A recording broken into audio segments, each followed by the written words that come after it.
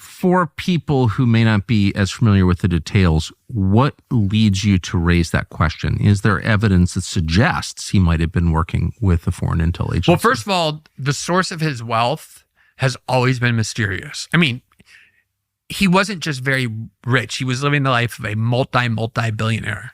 He had, $50 million properties in Manhattan and West Palm Beach and New Mexico. Bought that island, New Mexico, flying around on a 747. This is not just like somebody who's very wealthy. This is somebody with essentially unlimited resources, right? Like Bill Gates type wealth.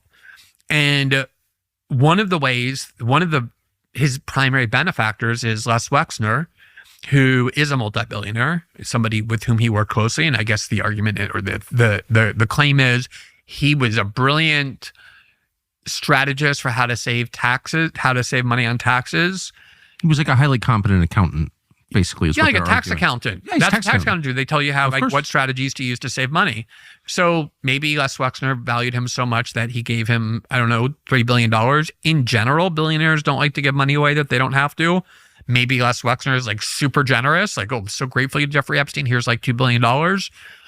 But Les Wexner has all sorts of ties to, like, his main non-money making endeavor in life is supporting Israel and donating to pro-Israel groups and working closely with the Israeli government.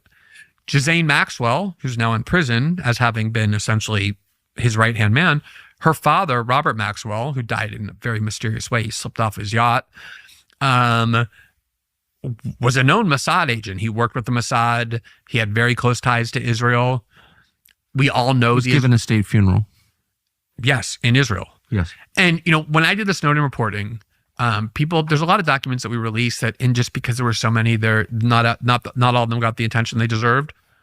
One of the set of files we released described the intelligence relationship that we have with Israel, that the NSA has with Israel. Israel is the number one recipient of NSA technology and NSA intelligence. We share more with Israel, even more than we do with the Five Eyes partners who develop this technology. We give more to Israel, more intelligence, raw intelligence about Americans as well, and more intelligence know-how. But at the same time, the documents that describe who are our greatest intelligence threats, who are our greatest intelligence adversaries, who spies on us the most, who is capable of spying out the most, number one on the list is Israel as well. Obviously, the Israelis use, the most dangerous spying programs like Pegasus and others come from Israel, are developed by Israel, are controlled by the Israelis, by which I simply mean to say that